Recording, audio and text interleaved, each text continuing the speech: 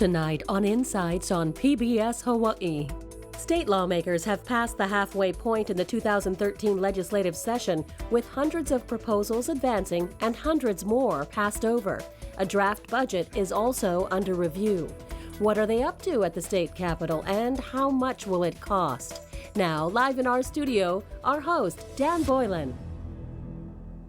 Aloha and welcome to Insights on PBS Hawai'i. I'm Dan Boylan. In January, we normally devote an Insights to previewing the state legislative session. This year, the political shockwave set off by the death of United States Senator Daniel Inouye swept the legislative preview off our calendar. Tonight, we'll make up for that with an update midway through the session. Call it, if you will, our first annual Midway Update.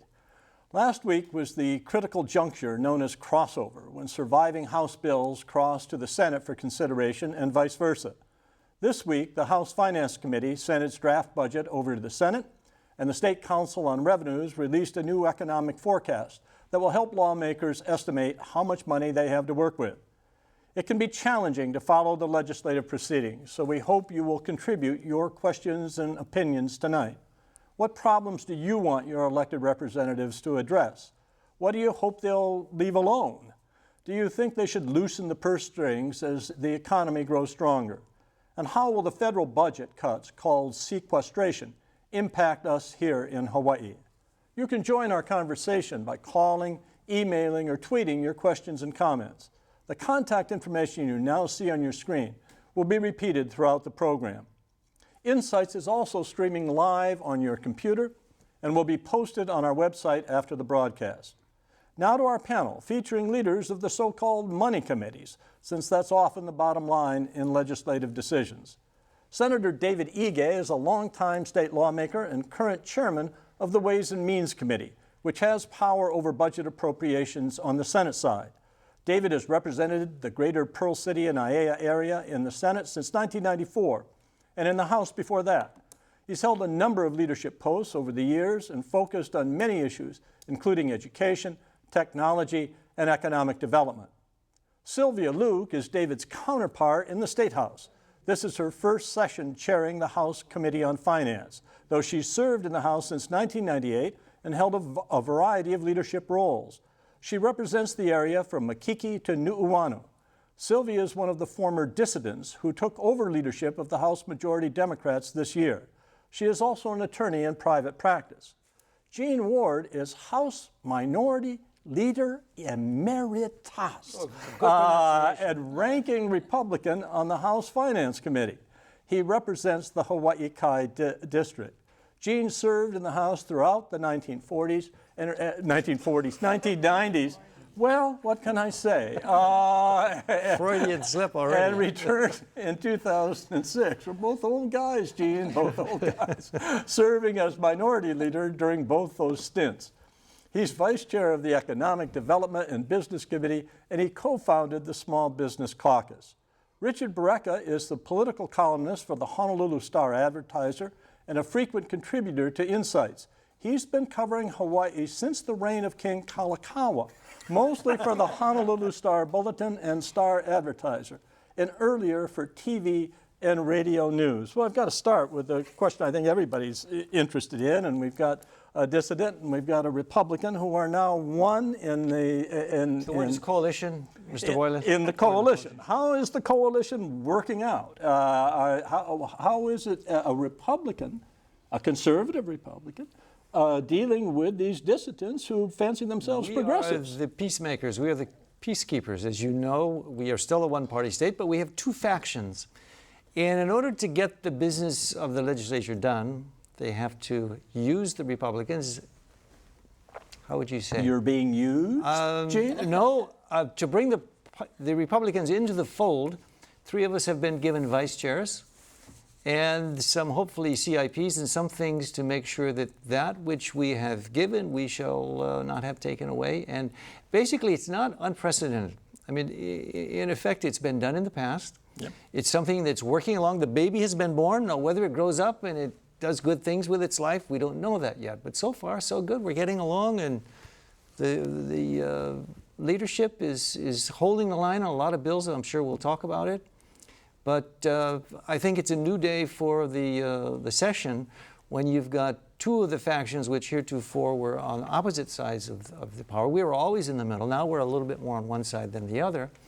But we'll see what it comes out when it's May 3rd, and we've already seen a DA and the gavel is going down. How do you agree that this thing is working out fine? The Committee on Finance has two vice chairs, Representative Nishimoto, a Democrat, and Representative Aaron Johansson, a Republican. And, you know, working with the two gentlemen have been terrific, and they bring different knowledge. Representative Nishimoto has a background in a health committee. He served in the Health and Human Services area. He also chaired the higher education.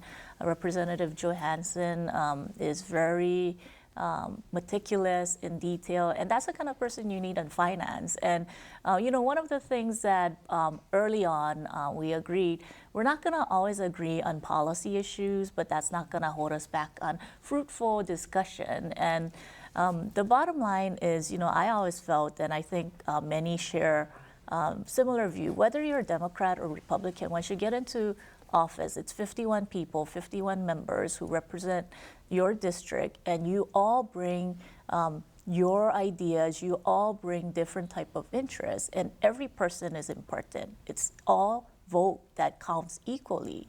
So you need 26 people to pass a bill. You don't need 26 Democrats to pass a bill. You need 26 representatives. So regardless of whether you're a Democrat or Republican, you know, we all got to come together and work together. And, you know, I always had the personal belief that, you know, just because you're one party or another, it shouldn't automatically get squashed. And so, you know, we're trying to have better policy, better decision making, better collaborativeness. And I think for the overall effort, you know, I mean, the whole House is coming together to see if we can bring better legislation. And so far, it's been really working well. And you're trying to tell me that none of those other Democrats who got pushed out of power don't feel some frustration and some unhappiness with Democrats who will sign up with these wicked Republicans.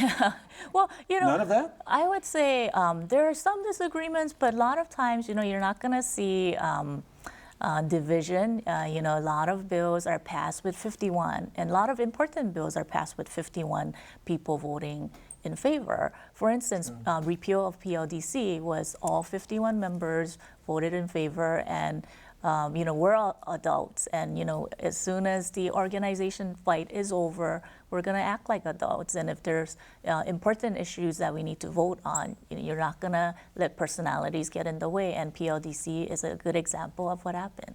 Would you measure it as a success at the end of the session in May? Do you have to get the entire House to vote for the budget then, the conference committee budget?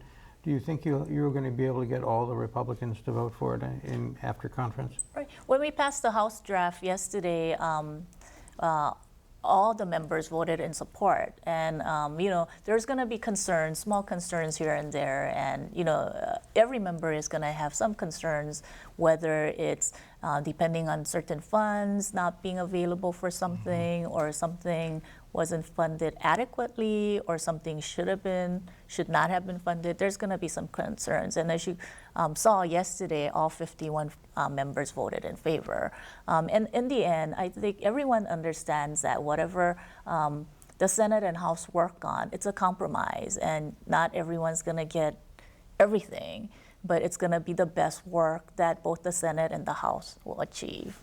Now, I don't get the timing on this. Your budget committee has not come up with its plan yet. No, I mean, we've been working on it. I mean, from the opening gavel, the budget is the most important document that we work on. So although we formally didn't have the budget before us, we obviously knew all the details, and we have been, you know, we've had public hearings with every department. You know, we have, and the staff have been really going through all of the governor's requests and, you know, working with all the committee chairs to understand what their priorities are and then try and fit it in the budget. You know, the challenge is, you know, at the end of the day, we at the state level can't print money. You know, we have to work within the funds like the Council on Revenues are projecting. But you've looked at her budget, haven't you? I have looked at it a little bit, but it's, you know, On our side, as we approach the economy, we're cautiously optimistic that things are getting better, but we have a game plan. We kind of have identified our priorities, and we're trying to live within our means and try and ensure that the members' priorities can get funded within the constraints of the budget. There's a new majority in the House of Republicans and Democrats. You have a new Senate president. I'm wondering if that has had any impact on, or what changes you can see in the nature of the body with Donna Mercado Kim as president. It is a new day. I mean, there definitely is changes. The personality of the leadership team really does come through in a lot of different areas.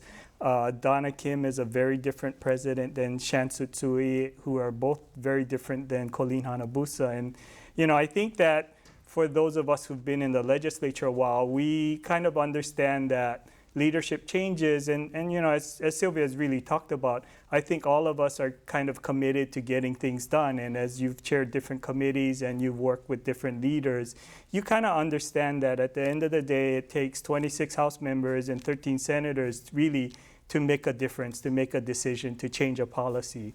And, you're always working. I think, Sylvia, we don't come in as Democrats or Republicans.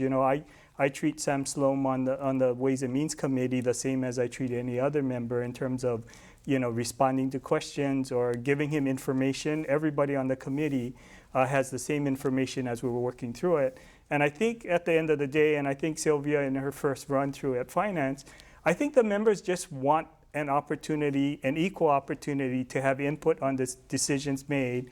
And if you can give them that opportunity, at the end of the day, the votes lie where they are. And I think if they feel like they've been treated fairly, then they'll likely to vote in support of the budget. Richard, from your position down in the dungeon in the Capitol, how do these changes in organization, both in the Senate and the House, or at least at the top of the Senate, have you seen any perceptible change in the way the two bodies are operating? I think that both the chairs are a bit more conservative than in the past, and I think the cheerleader for expansion has been the administration, has been Governor Abercrombie. Witnessed the cuts in the House budget, which I believe it was what, 600 million less than the administration budget. So there's a little bit less anxiousness to fill up the entire plate. That still there are still some questions that haven't been answered, and I think the number one is the solar tax credit and how the legislature as a whole is going to address that issue. If you guys wanted to shed some light on that. I am really bullish on that one. In fact, that's one of my fears, that we have an industry, a nascent industry, not even an infant industry. I call it a zygote. 1% of the electricity coming through your lights here, Dan, is PV. Mm-hmm. We have an industry that we're probably going to kill by cutting the tax credits down. Now, people keep saying, well, they're gaming the system. There are too many people out there who've got money who are doing it. If you look at the study that Laudet did, that the Blue Planet published, the low-income industries, the low-income neighborhoods are actually the ones that are getting the PV, contrary to expectation that it's only all those neighborhoods that have all the money. It's opposite that.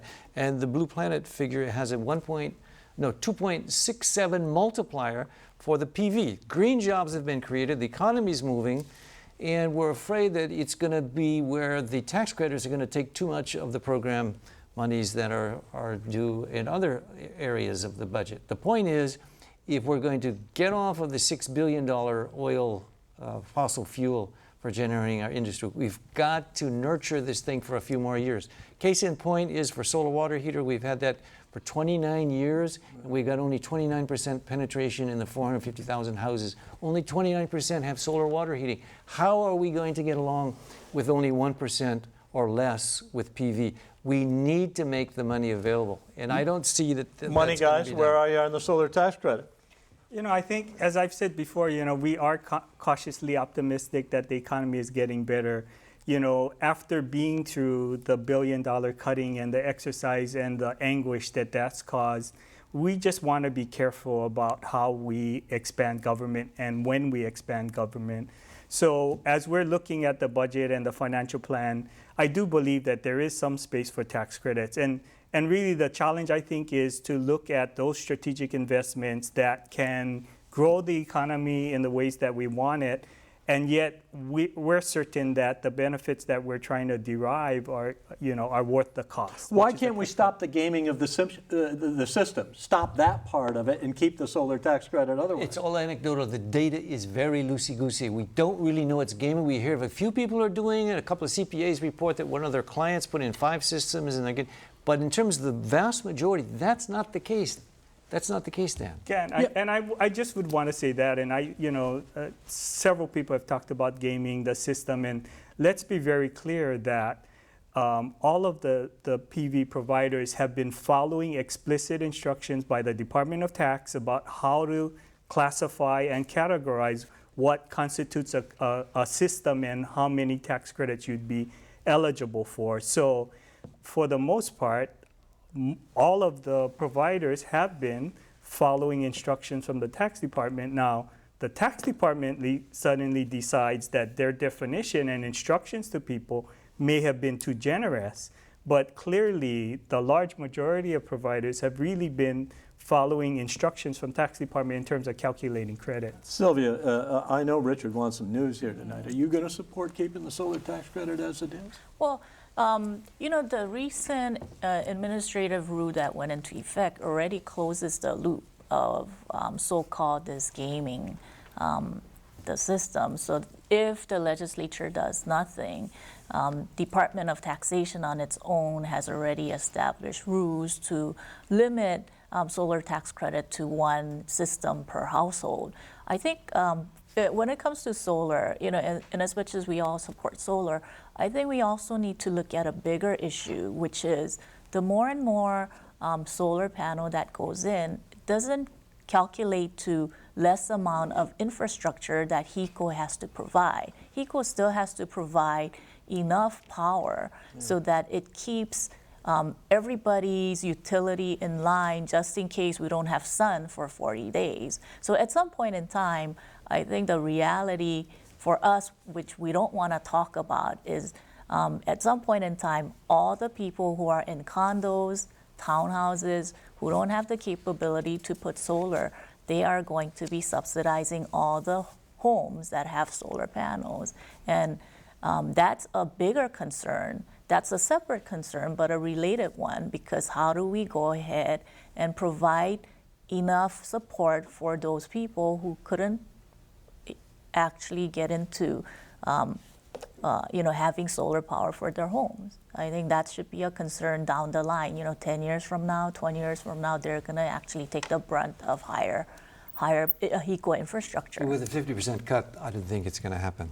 It's just going to, the whole upward curve is just going to sort of peter out and then sort of layer off. Who wants to pay 10 years of their bill for their electricity ahead of time? Who wants to prepay that? I don't think any of the constituents in my district want to do that. It's got to have an incentive, otherwise it's not going to happen. And I think we talk on both sides of the issues and we're not really resolving it. Richard, Calvin Say used to come to most of these previews for the last 14 years, I think, 12 or 14 years, these previews. He's not here tonight, and by the time he left, he had sort of a bad reputation in a lot of people's eyes. And yet the first thing that the Money Committee does, at least on the House side, is to come up with a better than a Calvin Say cut in the budget. Are we getting anything different with the? Well, you're going to have to look. You're going to have Is to it look because at they got some those of it. Republicans with them Yeah, that there they're you go. getting real conservative? Blame it on the coalition. Give us the credit. Go ahead. There is Representative Luke's work product besides the budget are other bills, and I believe she's got $20 million in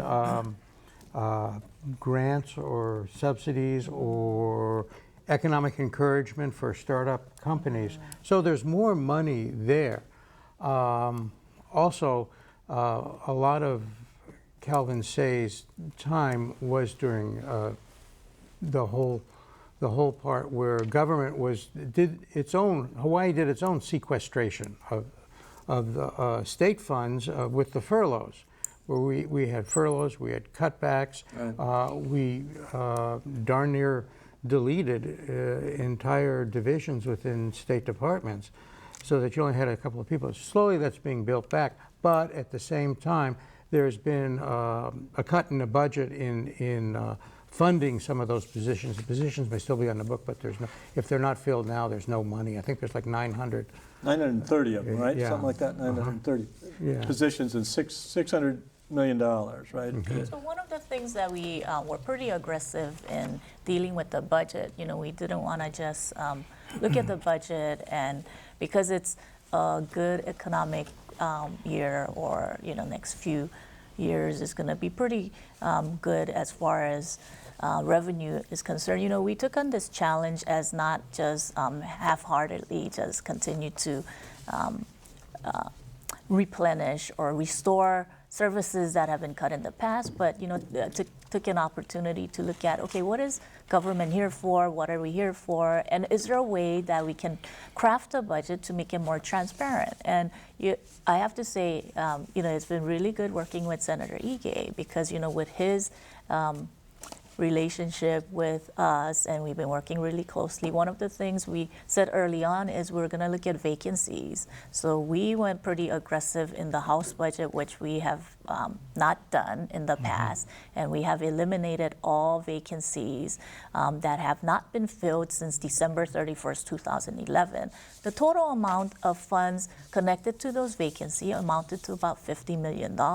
And so, just from that, we weren't trying to be punitive, but we want government to be more accountable. And if some of those funds are going to be used to fill vacancies for critical needs and critical position, we want them filled. But we want to send them a message that, okay, if you're going to use these vacancies for overtime, then put in a line item for overtime. If you're going to use the vacancy funds for vacation payouts, put in a line item for vacation payouts. So it's an effort not to be punitive or not to just cut services or government. It was a way to have more accountability and transparency.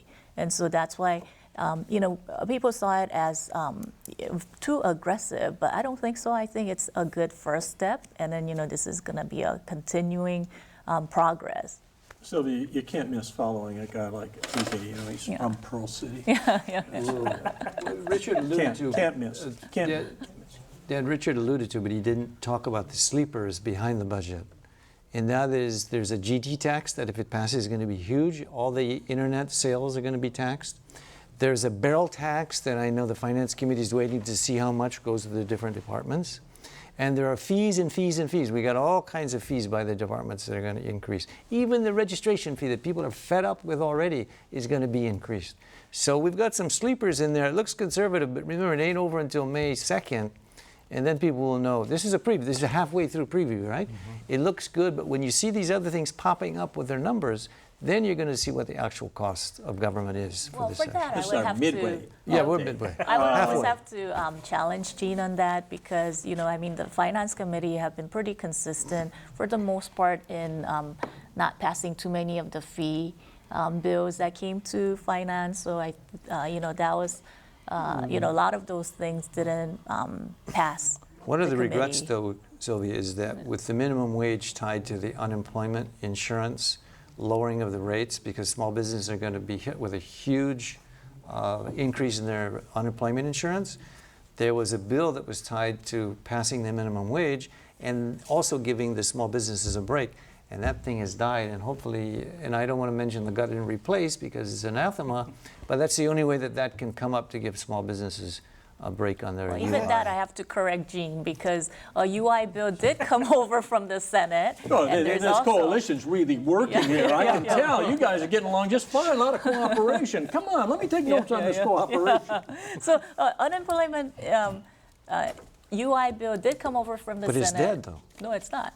Well, the one with the UI connection has died. But there's That was also a the- minimum wage bill connected to tip credit, which came over from the Okay, Senate. You've got that, but the unemployment insurance portion of it is moot now because Department of Yeah, the- Labor and Industrial Relations has already sent out the notices for March the 8th was the increase. deadline. For the increases. So that didn't happen. So there's going to be, and I think they were estimating about $66 million increase to all of state businesses on that. But I was also shocked or whatever that business itself was not pushing that hard this year for it. You guys didn't get the kind of oomph that you did last year. Last year it was one of the first bills that passed, and that tax holiday bill passed early on in the session last year. This year it didn't pass.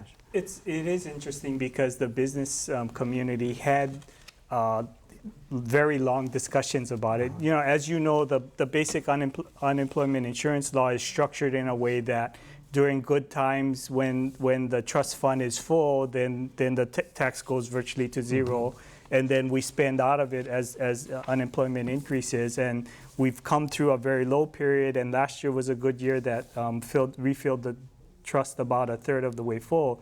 So businesses knew that if they asked us to reduce the payment this year, it would really impact what would happen next year. And in fact, there would have been an adjustment, and if there was no action taken, then next year's rate would fall significantly. So it was kind of like you might get a tax break this year, but next year they're scheduled to get a tax. And so there was kind of this, we're right in that middle of the unemployment insurance where it goes up this year but down next year. So if we held it lower, then it would go up next year, and so it was kind of a wash. What are the legislators, John in Hawaii Kai wants to know, what are the legislators going to do about unfunded obligations, example, the pensions and the health care? That's a big issue that I know you guys are worried about. What's the plan? The governor says $100 million he wants to put each of the next 2 years. Right. Not enough? We have been working on that, and clearly it is a priority in our budget plan to maintain the $100 million in each year of the biennium. In addition, we did pass a Senate bill over to the House that they'll be looking at that went beyond that. One of the things that I was concerned about is that, you know, the unfunded liability can't be an after fact. It can't be what we do with leftover money. So we did pass a bill that tried to establish a schedule so that we're going to increase our commitment to unfunded by $100 million every year over a 5-year period, so that by the year 2018, 100% of the actuarially accrued amount should be paid into the system by all employers, so that the full amount for the unfunded liability can begin to get paid to ensure that retirees like yourself, Dan, can count on their health benefits. I'm not long for this world. I don't think you'll have to worry too much about me. It's sort of a staple of this program is that we always have to mention about Dan's retirement. That's true, because it's important to me. It's important to me. Is the OHA budget being trimmed by both House and Senate, and why? Jerry and McCully wants to know. The OHA budget, it was reduced a little bit. They requested $3.5 million, and we appropriated $2.9 million. But, you know, we looked at all the budget. For instance, the governor budget came in with $6.1 billion, and we reduced that to $5.9 billion. So, and judiciary, 145 to 143. We don't favor one agency with another. We're gonna take pretty conservative approach on all the departments and all the agencies, and you know, our analysis is this is all the budgets that we pass. It's a responsible budget, and they all need to come in with justification. If they don't have enough justification, we're not gonna fund it. Sylvia, the fellow who's your speaker was a big supporter of trying to raise a little bit more revenue by legalizing gambling. You guys just didn't give him the time of day, did you? Yeah. Why not? Well, he's your speaker. Yeah. So, you know, one of the things that we all need to understand is you need 26 members to pass. And so one of the things that Speaker Suki was very gracious enough to understand is he didn't have the support of the House. So, you know, those things came off the table right away. Gambling came off the table. GET increase came off the table.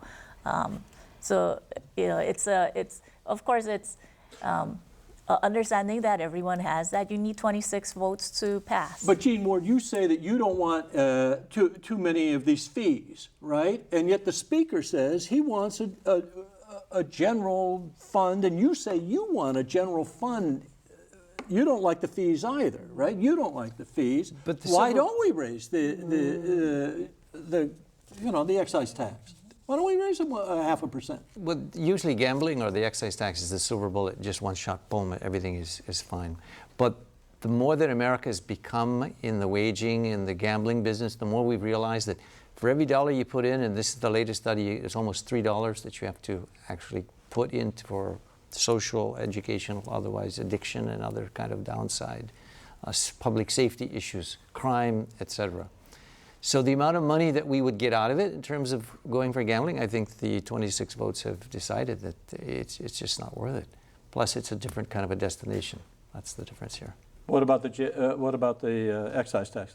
Well, I think in our conversations on the Senate, it became very clear early on that we had no appetite for an excise tax. I think we want to do the hard work of trying to decide what the right size for government is, and we have made significant reductions.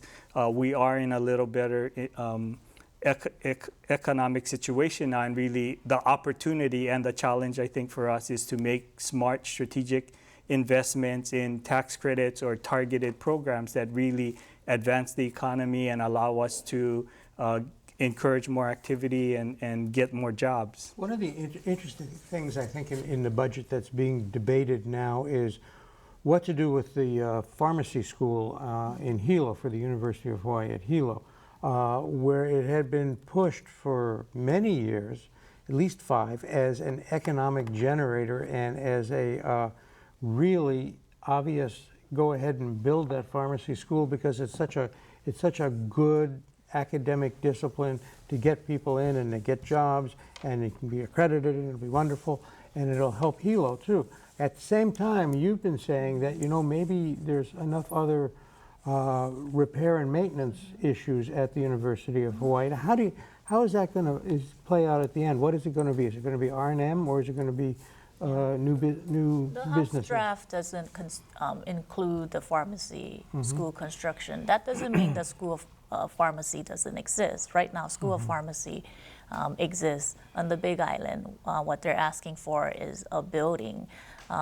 But the policy that we need to look at is before the university continue to build new buildings, they need to get a handle on the old buildings they have. And they have, about $400 million backlog in repair and maintenance with all these classrooms and buildings that are falling apart. So we want them to take a look at all the structures right now, all the infrastructure, and see if they need to get a handle on that first before they start investing in building and constructing new projects and new building. Can I say another thing on the GT tax? The regressivity. I mean, See, that's everybody what knows happens that. when you bring it up. He's gonna Because you can't just say, well, let's do the GT tax and not say that, look, we've got 57% of our families who can't send their kids to school without a subsidy for lunch money, a federal subsidy. We don't have a good business model where people are making enough, they're working hard, they're working many jobs. And the Honolulu cost of living is 68% higher than the mainland.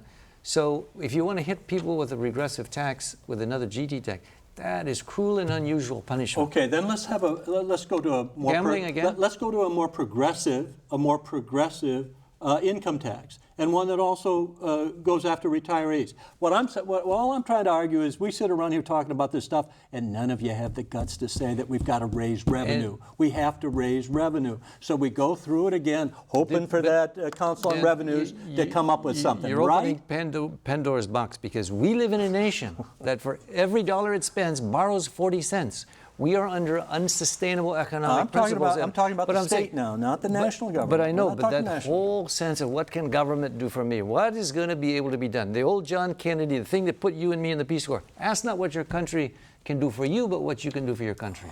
That's the attitude told you so many times I was dodging the draft to go. That's why I went into the Peace Corps. Come on, quit giving me that kind of idealism. Attribute that to yourself. Let me just say this. We did move a couple of tax measures. We did pass the earned income tax credit, looking at trying to reduce the tax burden on those working poor who are of lowest income. Have there been studies on how effective that would actually be? How many people would actually use that? I've seen studies both ways. Yeah. Some people have said that it's the most effective way to get cash into the working poor, and I've seen others that say it's the biggest giveaway ever created. So I mean, so we are being thoughtful about it, but we have moved it across. We also had another income tax adjustment that was really looking at, you know, expansion of the food tax credit. Again, the same target was, how do you lessen the burden for those who can least afford it? So, I mean, we know that we have to be careful when we make these adjustments, and part of what we're trying to do is just see where it fits in the financial plan. And as you know, if we provide tax relief anywhere, then we got to make up the income someplace else. What about this PLDC? Both houses ran away from that as fast as they possibly could, and yet I understand there's an attempt, I believe Representative Takumi is interested in developing school lands. PLDC DOE. Well, he gets mad when you say that. I know. The DNA is the PLDC. And he said that's like comparing a saber tiger with a kitten. So, Well, you know, I was one of those legislators who voted against PLDC. And the reason why I had a problem with PLDC is it bypassed county input process, and you know, it took away a lot of community and county regulation. It had a lot of exemptions where you could get away from county rules, and so that was the biggest problem. You know, they had lack of community input and an exemption portion, which is absent in this New Century school model. We need to do something with the schools. They're you know, just like the university, the school system has about $400 to $500 million backlog, and there's some schools, in repair and maintenance. And you know, you go to the schools, and it is unfortunate where kids are sitting around in these portables, or they're sitting around in hot classroom, and you think, you know, kids should be able to learn in any kind of situations, and they can't. You know, when it's hot and uncomfortable and sweaty, you know, it's not very conducive to learning, and we have to do something about the backlog. And so that was one of the thoughts. And then, so you took out the component of having HCDA, which we had a lot of problem with. So you are allowing DOE to deal with just 5 schools where maybe they can do a private public partnership, and then see if they can go into a school and build or not to. The other thing about PLDC is it allows sale of public lands. This situation, you don't have a sale of public land. It's allowing private companies to come in and use school facilities. A lot of times, you know, schools are not allowed to have private companies use their facilities for private purposes. Sylvia, for instance, like senior centers, community centers, you know, they can't come in. And help me a minute. What is HCDA? I've lost that. Like Community Development Authority. Oh, I'm sorry. CACO. You know, if has there been any quietly discussed actual projects? Has someone actually said BAE or some other really big company really wants to do something? Is there someone taking a look at Jefferson or Noelani or something? Is there any kind of even a whispered idea of a plan for something? Not specifically. I think then why initially. are you guys putting yourself out on a limb with it? Well, initially they were looking at Kihei, because Kihei, right next to Kihei, there's a huge supermarket or shopping center or something along that line being built. So one of the thought was, okay, should they share in the infrastructure? So, you know, allow some use of that land to have the private company do the infrastructure. Since then, you know, that I think either the shopping center or whatever is being built privately, you know, I mean, they're going to take care of it on its own. So Kihei is going to be built through state funds, but you know, they were kind of looking at maybe the Kihei model. Yeah. The first mover on that was the governor when he suggested that between Kaiser and Farrington, there's $1 billion worth of DOE real estate. One of the variables that's not taken into consideration in the PLDC DOE is that 1/3 of these are on ceded lands. And that's why the Hawaiian community had a huge pushback on the PLDC generically, and that's why they're going to do my sense is, and I know it's still alive, but I don't think it's going to go. The other variable is that I had one of my schools almost closed, even though it was a blue ribbon school, And what another excuse to use. And this bill wasn't even around, but if you had a school like Pu'ahali that almost closed also, you say, look, we can make condos, we can make workforce housing. Let's just close this school, and you make up various and sundry reasons, which every year they've got so many schools on the chopping block. I don't think this is a good policy. Between that and the ceded lands, I don't think it's going to go very far. David, I get the feeling that possible union agreements on pay raises, sequester, and what is it, whatever we're going to get hit by that, and always death, and whatever that means in terms of the ability to pull down federal funds.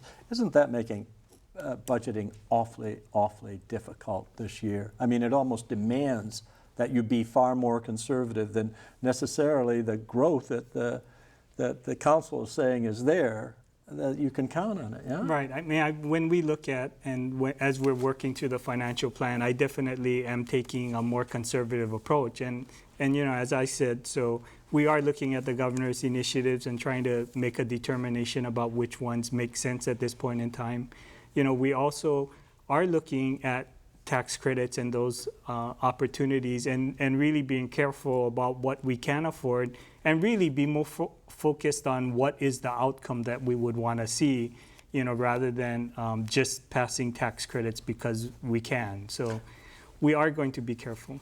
Richard, what's the impression you get when you talk? It seems like a pall to me over the legislature in that regard, well, financially. I think that the legislature opened up with a lot of hot button issues. We had marijuana, gambling, a lot of things that were quickly, apparently, disposed of. I'm always going to put that little caveat, apparently, because I've been around for so many years and seen them come back. But it looks like a lot of those things are gone. So now there's some serious issues and how they're going to be dealt with. And they're not really, the pall is that they're not really that exciting. I mean, for one thing, wasn't it interesting that all the summer long we discussed about what the Tax Review Commission is going to do, and the Tax Review Commission did, and it finally came out with it. And you guys got together early on and said no. And that was the end of that. I don't think there's anything left. Is there anything left from the Tax Review Commission in They had about 17 different taxes they wanted to put on the table. None of that's there. None of that's there. So not I a do lot. think, though, if you look at the Tax Review Commission, they really did say the unfunded liability is this huge elephant that needs to be addressed. And I think that there has been serious conversations about that. And I think the approach that the Senate is taking is really looking at what resources we have and really making a commitment to fund it rather than raising the taxes as the Tax Review Commission had suggested. Do you think that the retirement system part looks like it's manageable?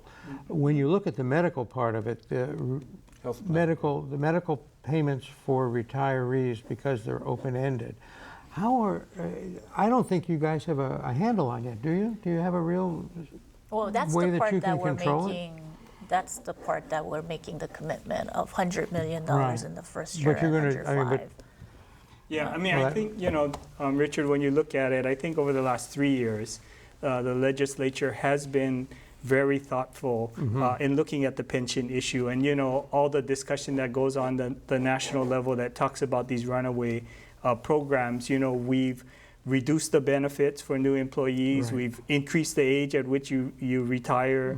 We've required the employee to pay a bigger portion of that. We've taken every single action that has been talked about in national media to really get the pension system under control. And I really feel comfortable that over the next 20 years that we've made the changes that we need to get that under control.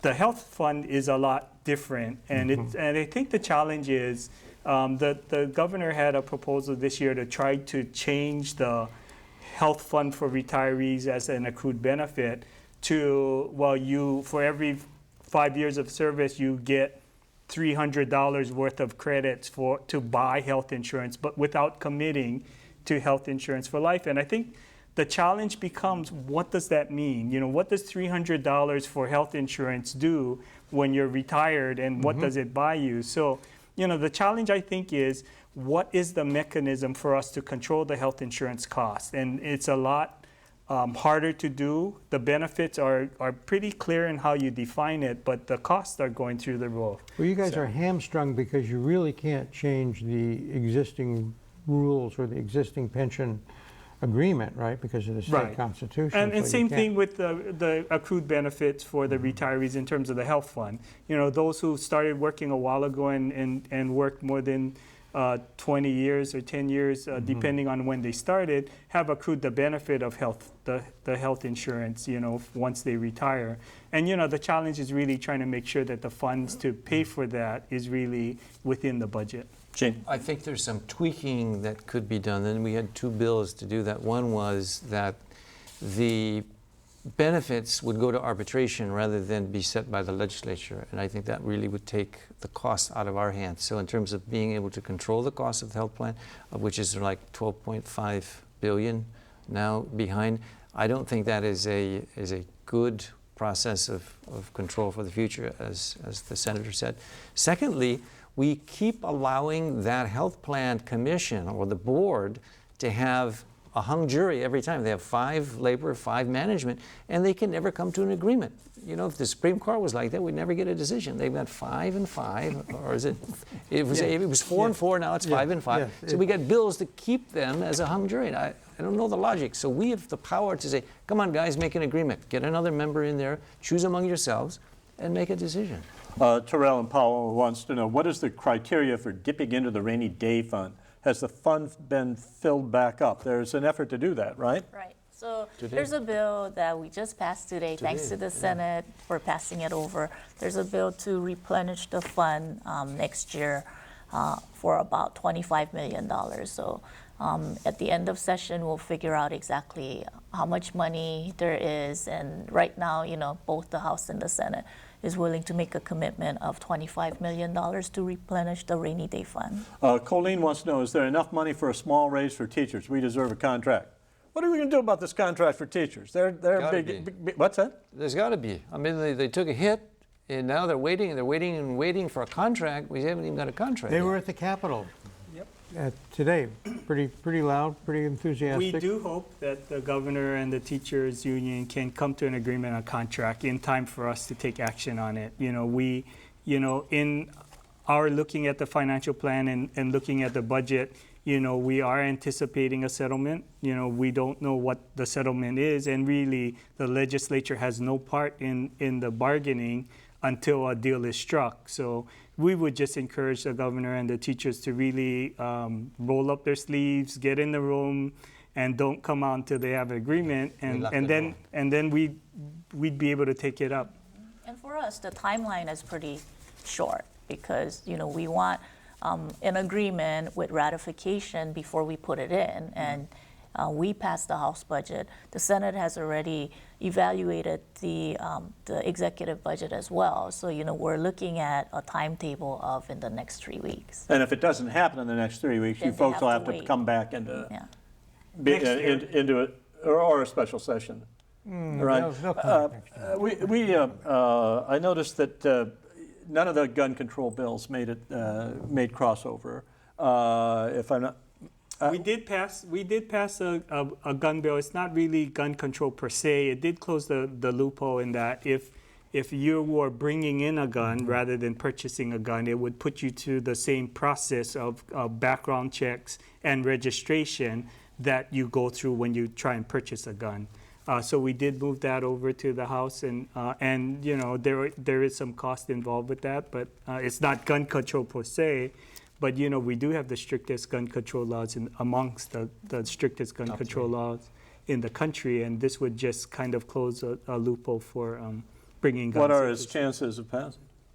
Well, You would just have to ask the Judiciary Chair. yes, I would say this, that the NRA advocates before the Ways and Means Committee actually agreed with the portion concerning background checks and registration of guns being brought into the state, and they also advocated for increased training on gun safety. So, you know, we had a good hearing on the Senate side, and you know, hopefully when the House gets it, they can take it up as well. You think it'll go through? If it's just registration, I don't see any problem. You know, the gun ownership is now up to about 50% in the nation. It's phenomenal. We have the lowest homicide in the nation, almost the lowest. I think Washington, D.C. is still the murder capital of the nation. But Chicago's pretty good. but- Chicago's pretty Okay, Chicago's doing pretty good, the yeah. top three, perhaps. But it's where we've got a lot of break-ins, a lot of burglaries, but homicide has not been our big game. One of the issues around this table that we constantly is brought up is the issue of GMO labeling. And I was wondering if there's anything at the legislature that looks like this is a possibility, or? The House passed the GMO labeling, but I think it's the consensus of many people that the state needs to do what it needs to do, but it really belongs in the federal level. I think that, yeah. I think that's what the concern is. If clearly the federal government has jurisdiction over labeling, and I think if we're a big state like California and we had different kind of requirements, we may be able to force people to do something different. But being out in the middle of the Pacific and so dependent on other kinds of things, I think it would be very difficult to force the labeling issue from our perspective. The Federal Food and Drug Administration already, unbeknownst to a lot of people, does a lot of testing of the products beforehand, especially in animal feed and stuff like that. So it's not something that is totally left to buyer beware. There's a lot of stuff that goes on the federal level already to test products. Lloyd on Waialae wants to know, has the House or Senate ever done a bottom-up budget analysis analyzing the need for each department or agency? Has that ever been done? Good question. We can't even get price tags on legislation. In other words, before we pass a bill, we should know how much it costs, out alone doing from bottom up, basically zero-based budgeting. What do you need versus what you spent last year? I think it's a good question. It needs to be seriously taken. Do you ever remember it? There never has been a real comprehensive one. I do know that 2 years ago when we worked on the budget, when we were trying to find a $1.3 billion, all of the departments did go through a prioritization and an effort to really define what their core mission was and trying to get rid of the things that they felt were outside of the core mission. So, I mean, it's not a true zero-based budget, but it clearly was an exercise to evaluate each and every program and make a decision. And we did do quite significant downsizing at that time. Now, you've been following the legislature, as I said, since Kalakaua was. That's right. And do you remember anything like this? No, not zero-based budgeting, but they used to have PPPB, Planned Program Budget Analysis, and where they would take every department and how its function had to link up with, if another agency did another function that was similar,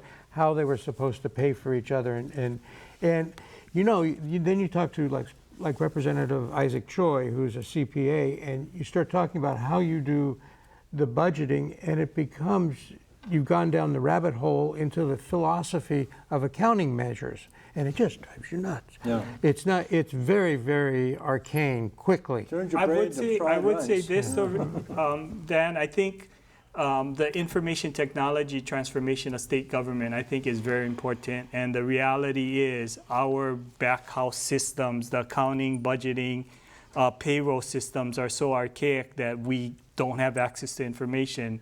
They've I gotten remember rid of almost all the quill pens. Yes. But I mean, our finance director says he knows more about the finances of the state of Massachusetts than he does in the state of Hawaii, and that's because Calvert, we can't get the information. So I mean, I really do think it's fundamentally important for us to make those investments in modernizing the tax system and looking at the ERP, the enterprise resource system, and payroll and personnel and all of those systems, so that we can know what the spending is like as we go along, and that gives us an opportunity to at least ask the questions of where the money is being spent and whether there are better ways to do it. Can I ask a question on the politics of that? You three are all wildly popular politicians and don't face a lot of criticism out there when you go to campaign, but Is that the kind of thing that you can win votes on? Can you go out to your community association or to go to a coffee hour and say, listen, look at this new system we have to get payroll taxes calculated or whatever? The leverage is this. Sonny Bagawalia he's got a handle on all of the things that the senator just talked about. And I think the way that people in my coffee Sonny Bagawalia, by the way, is the IT. He's the head of the guy IT for transformation. the state of Hawaii. One of the top 5 You've in only the got nation. 30 seconds. Oh, that's Okay, too I'll short. be very brief. The point is there's a lot of cat and mouse being played, and I think the Bagawalia one is when the cyber attacks are coming, he's going to be the one who's going to save us to keep the lights on and keep the banking system going and all the other things, of which right now we're very vulnerable, and we don't even know our payroll, and we can't do correlations of data. So you can sell at coffee hours. Yeah, the cyberspace That's an issue. upbeat note on which to end this. Thank you all very much for being with us. We really appreciate it, and I think the viewers learned something. I hope so. I have. Next week, Insights will be taking a week off for some special programming. The week after that, we'll look at proposed legislation designed to fight poverty in Hawaii. Our high cost of living has placed close to 17% of our residents below the poverty line. We'll explore measures before the legislature this year designed to provide some relief, including raising the minimum wage, a state earned income tax credit, and a poverty tax credit. That's next time on Insights on PBS Hawaii. I'm Dan Boylan. Ahui ho.